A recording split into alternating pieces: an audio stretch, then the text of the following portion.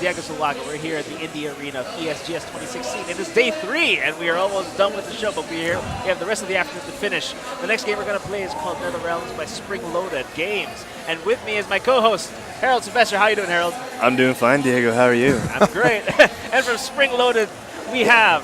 James. Yeah, I'm the developer. I'm the coder at Springloaded. Great. So, nice to meet you, James. Nice to meet you. So, why don't we jump right into your game? wow, let's run it. Let's do it. Let's bring up the and source have code. It never stop. Yeah. Okay. So yeah, I'm pretty. This is pretty raw. This game. Oh yeah. How long has the development been? I think I've spent about 3 months on the code so far. The artist has spent a bit longer. So yeah. So the game's. I should move the mouse.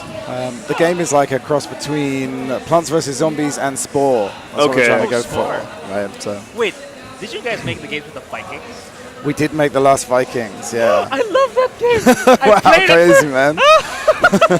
No wonder it looks so familiar. Yeah. I love that game. Well, this wizard is actually the guy from Tiny Dice Dungeon, which was our first game. So oh, okay. all of our games have like a story that actually links them together, but nobody actually knows that. But yeah, it's true. Shit. Well, now we do. Now Yeah, we do. Oh my there's God. like time travel and all kinds of crap in there. And Our I'm ESGS even in our exclusive. games, which is really stupid. Oh really? No, do not say that. I appreciate that. I love the fact when developers do that.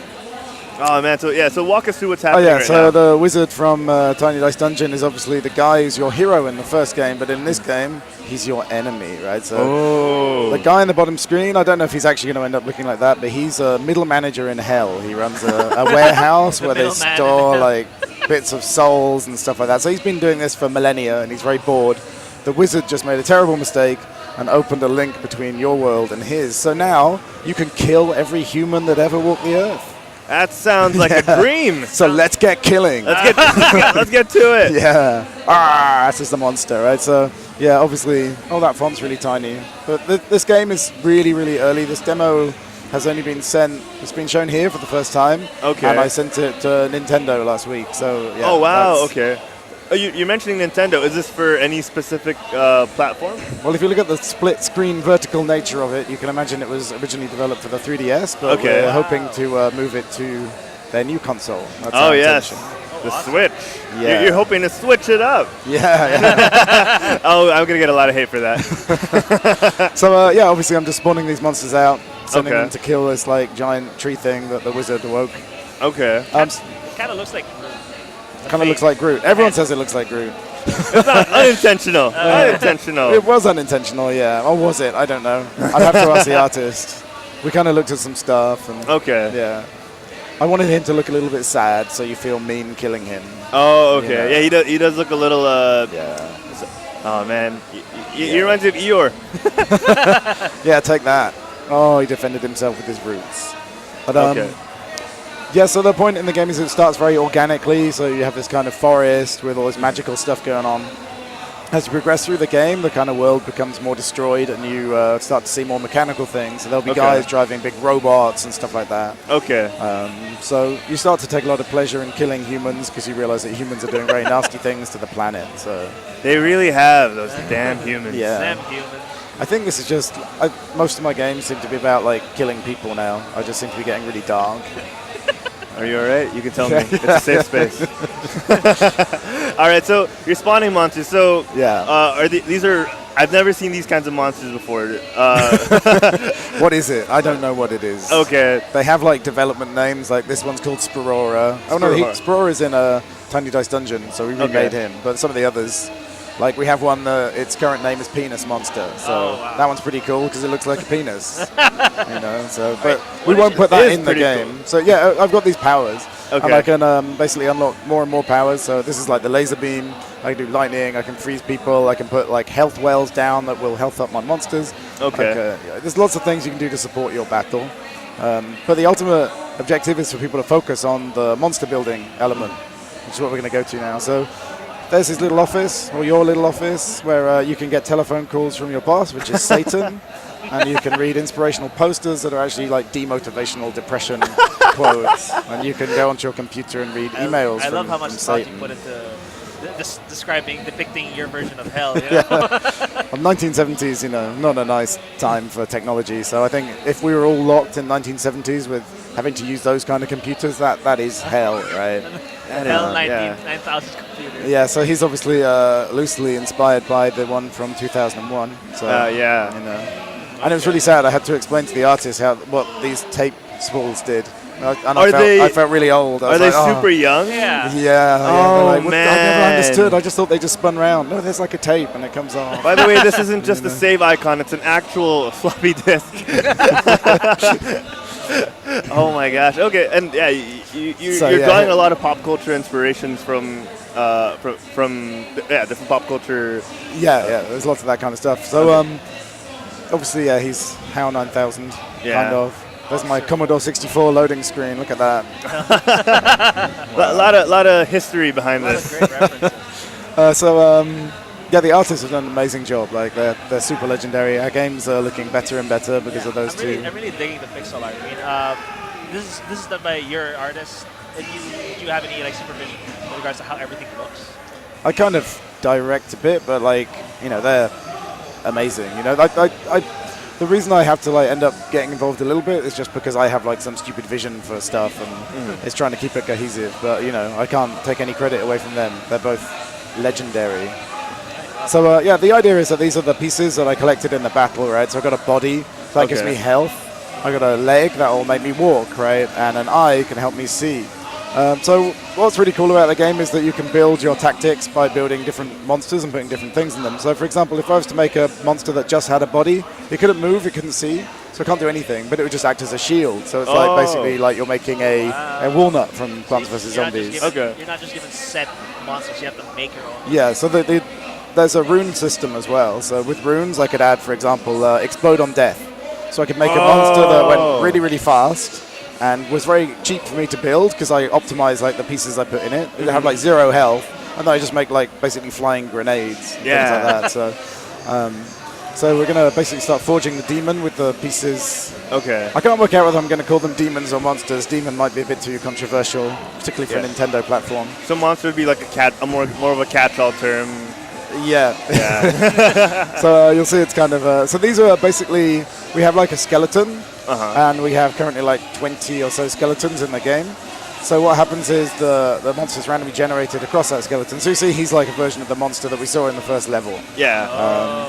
But there's crazy volumes of randomness out of a very limited set. So it's completely random. Stuff. Whatever you put in him doesn't generate. In the final game, yes. If you put certain pieces in, it will limit the randomization to a certain set. Okay. So if I go online and I see somebody playing with like some super crazy bright pink fire demon and it's got looks like a tree or something, I'll be like, how'd you get that? And I have to figure out the right blend of pieces. To even you would need to figure it out.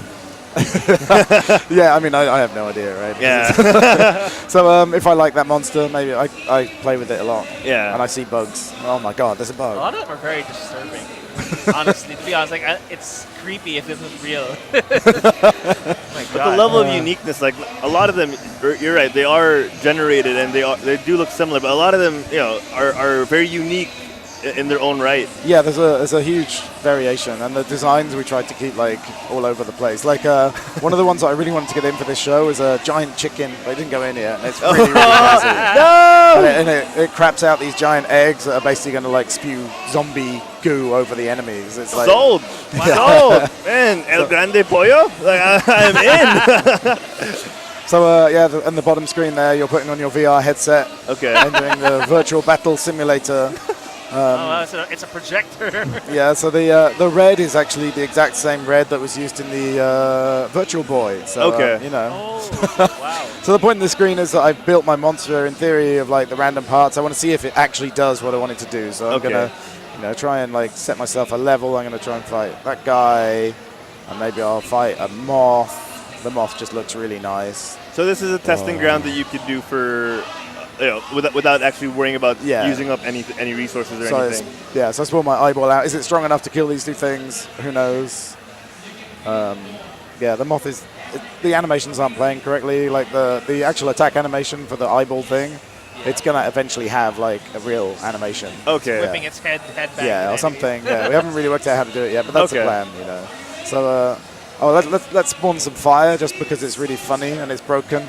the fire has got a movement AI on it right now. It's not supposed to obviously be able to move, but I quite like it and it entertains me a lot. It actually is kind of adorable, the slow crawl. It looks quite cute, right? Let's try and break the game. So yeah, if I like that monster, which I do, I guess, you can see now it's on my rack on the bottom, so if I actually go and play a battle, I can use this mighty monster. So there's a fog of war. Okay. So you never you have to react fast to what comes through. Yeah, and you can't see what's coming, just, that's how long the level is, right? So the thing that you could do for the fog of war, for example, is you could make an enemy that's got loads and loads of eyeballs in it, and again, just give it no legs, and it will spawn out of the portal, and it will clear the fog of war for you. So you basically have a sight turret kind of thing. Oh, yeah. Okay. So that's how what parts you put in come into play. Okay. So what I'm trying to do is with the game, I'm trying to take basically all the monster types from something like Plants vs Zombies and all the other tower defense games, and make sure that you can actually make them with the pieces somehow, and then obviously add more of our own, because the game has an element system like Pokemon, so there's fire elements, and we've added some extra weird elements like a zombie element. Allows you to take the things you attack, and there's a chance they'll turn around and go back and fight in the other direction, things like that. That's super interesting to me. Having that just another level of combat mechanics is so fun, and so certain elements will counteract other elements, and I love that. I love that.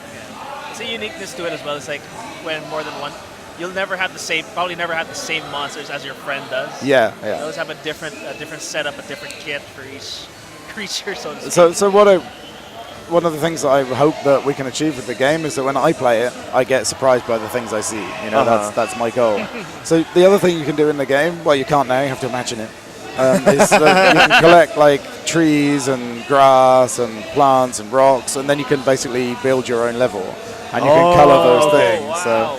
So most of it's just pretty. So you make some crazy luminescent pink forest, which is what I do, and then I put pink monsters in it so no one can see them. That would be funny. That'd be awesome. But you can also add things like mud to the level. So if I make the floor muddy, then people will either slow down, their units won't move as fast. So then they're faced with a choice, right? Do they send in a flying enemy to fly above the mud, or do they send a slug enemy in that will go quite fast across the mud, it doesn't impact it? Or will they do something that has a mud absorption rune? So that means it will eat the mud, and then all your monsters can come out behind you. So there's tactics too. Wow, that camera's a bit crap, isn't it? So the camera's dynamic. You can move it around. Yeah. So I can zoom in and out and stuff, and you can see that really nice seam on the cloud, on the trees there. That's meant to be there. That's a good bug, isn't it? Yeah. It's a feature. It's a feature. How do you know when you're gonna lose? Is there a health bar for the amount of enemies that hit your? There isn't currently. I'm not sure that we're going to add one. We'll see, because it's overwhelming the amount of crap that will be on the screen. Okay. But I don't know. We'll see. A couple of people have mentioned they want that. There's a mid-battle upgrade, so I don't know. Decrease the time your monsters take to recharge. Those are the spells? Sorry? What was the one you just did a while ago? Those are spells? No, they're a mid-game upgrade, so I can make it so that these guys will recharge quicker. That's what I did that time. And what does it cost to use those mid-battle upgrades? It just costs some of your souls. So basically you're I'm not going to spawn an enemy. I'm going to invest in upgrading the amount of souls I get per kill or something like that. And that's only for that one battle? Yeah, and then out in the front end, there'll be another place where you can do permanent battle upgrades as well. Okay, cool. So, yeah. And I'm looking forward to playing with, let's say, Diego, and seeing his monsters and being like, how did you do that? How did you do that? Yeah, so... There will be a multiplayer aspect. Yeah, there's you build your army and you send them online, and people come and explore your world basically. Oh, that's so cool! Nice. One of the cool things that I obviously haven't added it yet, but with all the runes, obviously if you put a fire rune in, your monster's going to turn yellow. Maybe he'll emit little fire particles. But one of the other runes that you can add that's going to cost you souls to make these monsters, but it'll basically hide the color. So I can make all my monsters pink by adding this color hiding rune, and that means when people play against me, they won't know what my monsters do. So you can also design the background layout of. Oh man! So they could be like, "What is that? Is that thing moving? Oh god, no! It's moving!" That's such an awesome thing to do. It adds a little bit of a suspense element to what could be PvP. Yeah. The PvP currently is going to be asynchronous, like so. It's more like you upload your army and then you come back like a few hours later, and it tells you that 20 people tried to destroy your realm or And whatever. have failed. Yeah, hopefully, if you're good. I mean, I'm into the idea that you basically. So when I go online to find people to fight, I have to make sure that my deck of monsters is able to handle anything. Because I don't know what I'm going to face, right? So I might face like an underwater level. I'm like, shit, I didn't bring anybody with gills, so I can't possibly beat this level. I love how you talk about, like, I didn't bring anyone with gills. That's such a fun aspect to it. Oh my god. I love this. I want to see more. I noticed earlier, like before the stage started, there was like an overworld kind of hub. We can pick stages. Oh yeah. How many levels are we looking at? Or so the single player currently, it takes place across 10 days, and each day is 10 stages. So we're looking at 100 levels in the game. Oh, nice. Wow. Was there like an endless mode? Probably. Yeah, you heard it here first. You heard it here first. ESGS 2016 exclusive. I think depending on how successful the game is, I think we see a lot of potential for like adding more content after it comes out. I think like even though it's quite unusual in a console game, I think games like Shovel Knight have shown how successful that is as a strategy. So I think we're going to see more stuff after the game is out. Okay, great. So, for those who were watching, who scrubbed through, and they shouldn't have, the objective is to get to the portal. Yeah, and win. And you've won. All right. And I've turned it into like the graphics go red because I've turned it into hell, basically. All right. We're talking about having like lots of demons flying out the portal and like fire trees growing up. Accountants start spawning and and planning down their old computers. So yeah, I mean, this is obviously it's not done, right? Like the game's super early, but that's kind of what it's all about. Here's like a really ridiculous area. I'm moving my mouse in. Employee number. Oh, this is your office. Yeah, this is your office. So I want to make like a sort of mini point-and-click adventure in here where you can like answer the phone to Satan and you can read your emails and you can look at your inspirational posters. Are those horns? Yeah, it's a little Oh, phone that's with so Satan cute. horns. Yeah. That's so good.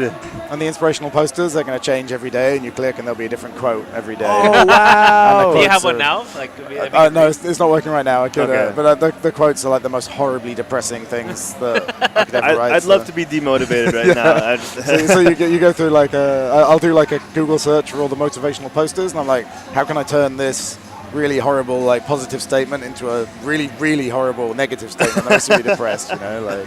It makes you want to play the game and destroy more things. Yeah, because people are horrible. Yeah. So that's like our big game. I think it's the biggest game we've ever tried to undertake, So we're hoping like March or something next year. So for a full release. Yeah, if Nintendo are nice enough to give us a kit, and who really knows about that, right? Like, no one knows, right? I don't know what they're doing. So. We'll tag them on this and pray that they watch. Yeah, they'll love that. They'll love hearing one of their developers talk about it so candidly, I'm sure. But like, I don't know. Like, if they give us a kit, then we're going to 100% commit to making this a Switch launch title. Nice. If they don't give us a kit, then it probably will come out a little bit later than March, and we'll spend like a bit longer, and we'll decide what platforms to target first. But eventually it'll be on mobile, Steam, PS4, Xbox, everything. That's our plan. Anyway. Oh, that's awesome! I can't wait to get this on Steam. Early access codes come and go from time to time. I'm just saying. I'm just saying. So where can they find more about the game online? If nowhere. The game is completely. This is the only place you can find out about it right now. Is on this video stream. Oh, it's a super secret game. I feel special. So no, but obviously, if you want to ask me something, you can email me. Yeah, that's it. Where can they email you? Go through Twitter or something, Springloaded Dev, or just come to our Facebook or our website, whatever. But yeah, I have another game to show as well. Okay, let's do that. I'm gonna have to disconnect the HDMI and connect it to my iPad. All right, let's do it. Oh. I'm so glad you have more. I'm so glad. I was like, that's it. I can't even work out how to use this iPad. They changed the OS, and I don't really get it. So. OS 10? Yeah, it's like it's embarrassing not being able to turn on your iPad. But there you go. So we're going to play Desert Island Fishing. All right, let's take a look. Another game full of positive messages about the human race. That's magnificent. That's just what we need right now. Yeah. So there's your little guy. He's supposed to actually play an animation of him washing up on the beach at the beginning. Oh, okay. But yeah. So essentially, you are a businessman who was doing some deal in Asia, in Indonesia probably, and no particular reason. yeah, well there kind of is, but I'm unsure. Basically, I don't want to get sued by the company that I'm basically parodying in this game. There's a very evil company. I got your back. In Indonesia. Oh my god. Yeah, and right now your boss is named after the actual guy, so Okay. I think I've got to change that. We'll blur that out in post. Yeah. So there's a swipe mechanic, and I'm really into like a real golf swing, and kind of like from back from like Lynx 2004 all the way like Tiger Woods and stuff. So when you cast, I want it to feel like a golf game. Okay. And the hook lines up. Oh, I caught something! Yay! All right. So I caught my book. Yay! So do you always get that at first? Yeah. Okay. The tutorial's still kind of in dev, you know. Okay. So the other part of the mechanic is that basically if I don't swipe up as far, I won't cast as deep. So if I only go up like 3 meters, it's gonna go. Okay. Yeah. Oh, you have to get it at the right time. Yeah, so how that works is there's this map here of all the fish I can find, Okay. and I'm just going to try and like fill in my collection. It's basically a big collection game. So So I hold the screen, or I'd hold the right trigger in. We're still working out what formats to do this on.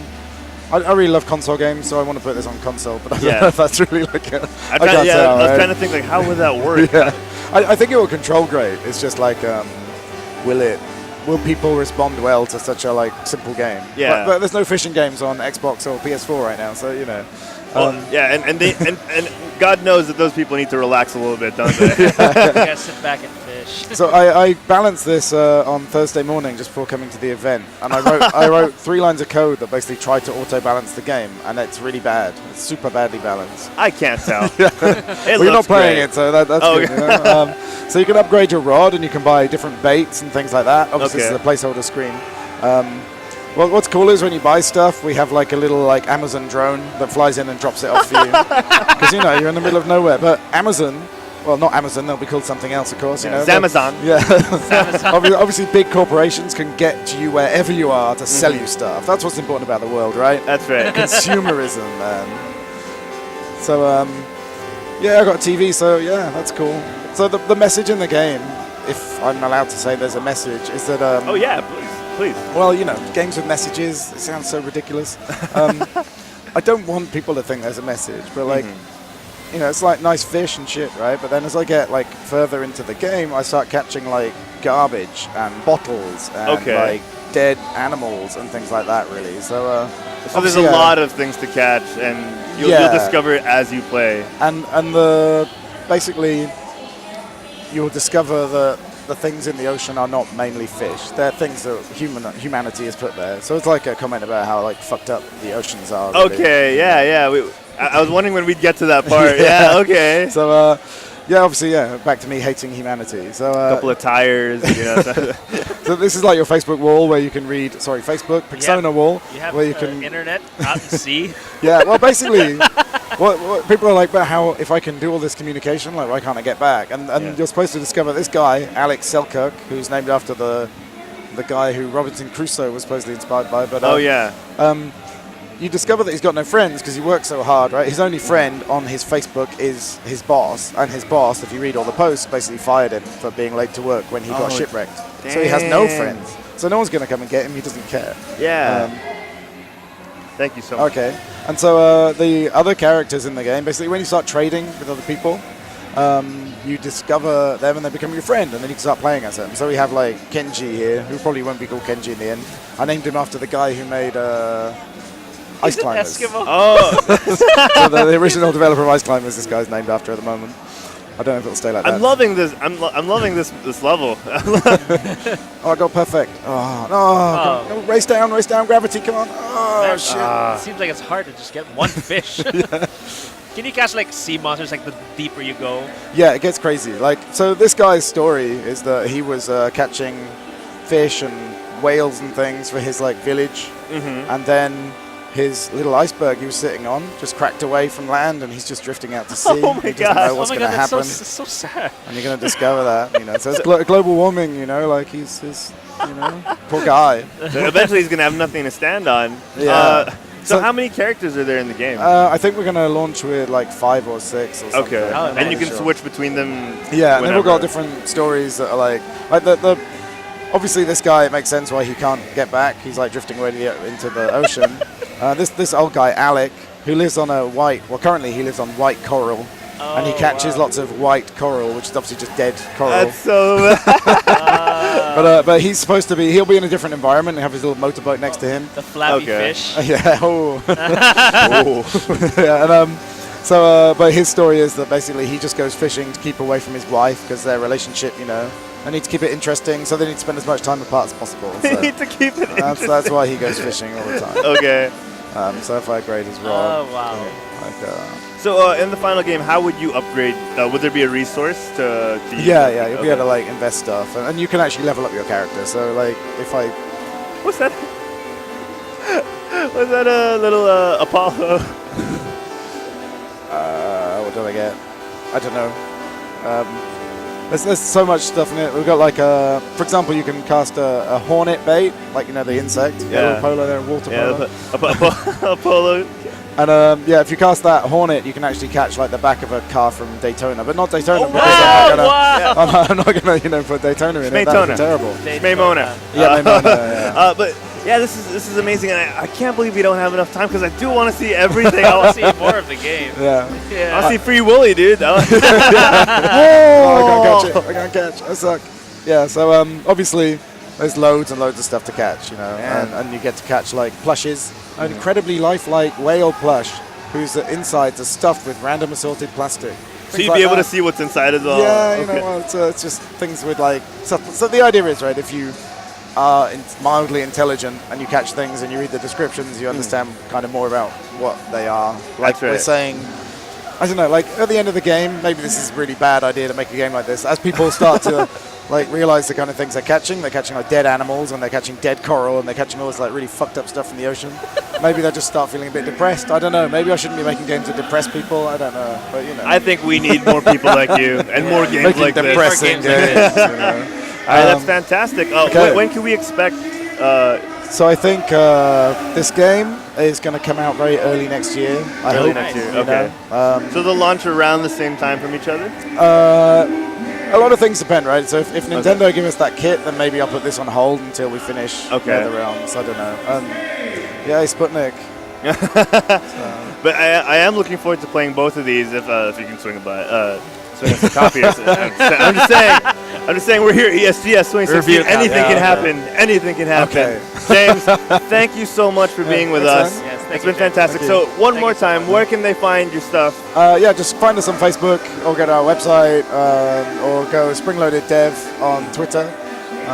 Yeah, and we're posting my artist, well, one of my 2 artists. She posts like a different screenshot from one of our games or a different asset from one of our games every week. Okay. And yeah, she's posting loads of stuff on a game that isn't even coming out for like a year or something at the moment, like some super wow. secret game, and she's like, post it all. I'm sure So you get people to are like see some really cool stockpiling stuff. those and making sure that they. What game is this from? What game is that from? You know, That's so, awesome. yeah. All right, Cool. thank you again. Thanks, man. For more, Diego, let us know. All right, thanks, Harold. All right, guys. So, again, we are here at ESGS 2016 at the Indie Arena. We just finished playing Netherrealms from Springloaded Games. And again, thank you again, James, for joining us. We'd like to thank Wena Manila and XSplit for giving me the chance to play these games. We'll be here for the rest of the afternoon playing more games. And this is day 3, the last day, so be sure to check us out. Once again, my name is Diego Zulaga and Harold Sylvester. Yeah, find more of our stuff on www.quitstalling.us. Quit stalling us. And if there's anything else you need to know, head on over there and email us. All right, guys, we'll see you in the next Indie Dev video.